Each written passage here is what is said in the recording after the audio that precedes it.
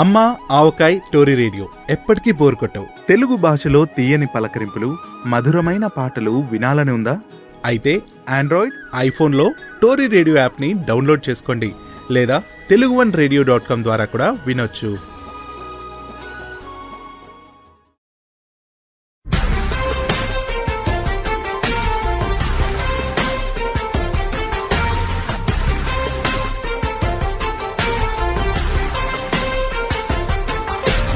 నమస్తే, Telugu one daily news కి స్వాగతం. నేను రూపానాథెళ్ల. సెప్టెంబర్ 19వ తేదీ వార్తా వివరాలు చూద్దాం.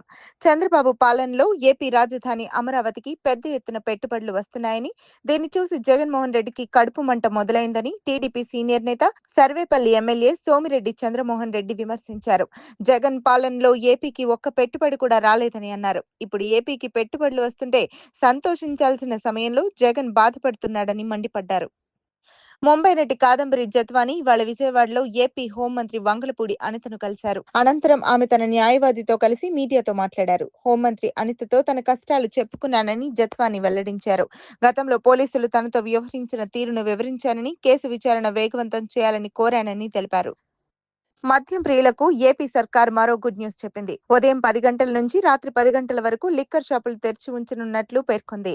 అక్టోబర్ 1 నుంచి అమల్లోకి రానున్న కొత్త మద్యం పాలసీ ప్రకారం తక్కువ ధరలకు నాణ్యమైన మద్యం అందిస్తామని మంత్రి పార్థసారథి చెప్పారు. అసిస్టెంట్ కొరియోగ్రాఫర్ పై లైంగిక వేధింపులకు పాల్పడిన ఘటనలో ప్రముఖ కొరియోగ్రాఫర్ జానీ మాస్టర్ పై ఇప్పటికే కేసులు నమోదైన విషయం తెలిసిందే. ఆ తర్వాత ఆయనపై పోక్సో కేసు కూడా నమోదైంది. ఈ నేపథ్యంలో జానీ మాస్టర్ కోసం గాలింపు ముమ్మరం చేసిన రాజేంద్ర నగర్ ఎస్ఓటీ పోలీసుల బృందం ఎట్టకేలకు ఆయనను గోవాలో అదుపులోకి తీసుకున్నట్లు సమాచారం. జానీ మాస్టర్ ను పోలీసులు అదుపులోకి తీసుకున్న నేపథ్యంలో జనసేన నేత మెగా బ్రదర్ నాగబాబు ఎక్స్ వేదికగా ఆసక్తికర పోస్టులు పెట్టారు.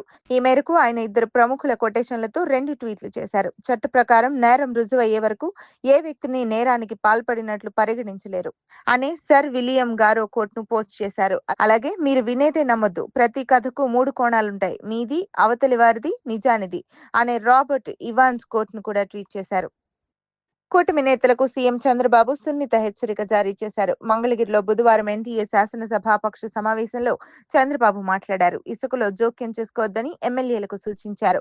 ఉచిత ఇసుక విధానంపై ప్రతిపక్షం నుండి విమర్శలు వస్తున్న నేపథ్యంలో చంద్రబాబు చేసిన కామెంట్స్ ప్రాధాన్యతను సంతరించుకున్నాయి. ఉచిత ఇసుక విషయంలో జోక్యం చేసుకుంటే చర్యలు తప్పవని పరోక్షంగా చంద్రబాబు హెచ్చరించారు. అధికారులు, ఉపాధ్యాయులతో కేంద్ర మంత్రి బండి సంజయ్ సమావేశం నిర్వహించారు. రాజన్న సిరిసిల్ల జిల్లాలోని ఏకలవ్య మోడల్ స్కూల్ ను సంజయ్ సందర్శించారు. అన్నంలో రాళ్లు వస్తున్నాయని విద్యార్థులు చెబుతున్నారని, మన పిల్లలకు ఇలాంటి ఆహారం పెడతామా అని అధికారులను నిలదీశారు. టాయిలెట్లు సరిగ్గా లేకుంటే పట్టించుకోకపోతే ఎలా అని మండిపడ్డారు. తాను రెండోసారి వచ్చినప్పుడు కూడా ఇలాగే ఉంటే సున్నితంగా చెప్పేది ఉండదని స్పష్టం చేశారు. ఓ కాంట్రాక్టర్ ను బెదిరించడమే కాకుండా కులం పేరుతో ఆయనని దూషించిన కేసులో అరెస్ట్ అయిన కర్ణాటక బీజేపీ ఎమ్మెల్యే మునిరత్నపై అత్యాచారం కేసు నమోదైంది. ప్రస్తుతం బెంగళూరు కేంద్ర కార్యాలయంలో ఉన్న ఆయన ఓ సామాజిక కార్యకర్తపై అత్యాచారానికి పాల్పడినట్లు ఆరోపణలు ఎదుర్కొంటున్నారు. ఈ నేపథ్యంలో పోలీసులు ఆయనపై రేప్ కేసు నమోదు చేశారు. లైంగిక వేధింపుల కేసులో ప్రముఖ కొరియోగ్రాఫర్ జానీ మాస్టర్ అరెస్ట్ కావడంతో ఆయన భార్య సుమలత నార్సింగ్ పోలీస్ స్టేషన్ కు వచ్చారు. పోలీస్ స్టేషన్ వద్ద ఉన్న సుమలతను ఈ కేసు, అరెస్ట్ తదితర విషయాలపై ప్రశ్నించేందుకు మీడియా ప్రతినిధులు యత్నించారు. కానీ సుమలత స్పందించేందుకు నిరాకరించారు. తనకు ఓ ఫేక్ కాల్ వచ్చిందని, అందుకే పోలీస్ స్టేషన్ కు వచ్చానని చెప్పారు.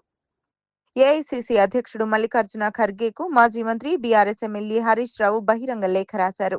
కేసీఆర్ ను, బీఆర్ఎస్ ను ఉద్దేశించి రేవంత్ రెడ్డి వినియోగిస్తున్న భాష సరిగ్గా లేదని, ఆయనపై క్రమశిక్షణ చర్యలు తీసుకోవాలని కోరారు.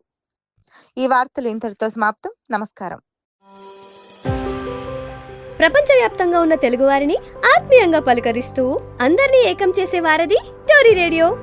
మాటలైన, పాటలైన, వినోదమైన, వార్తలైన, ఆరోగ్యమైన, విజ్ఞానమైన టోరీ రేడియో ఉంటే చాలు. సరదా మాటలతో బోలెడంత సమాచారం మీ చేతిలో ఉన్నట్లే.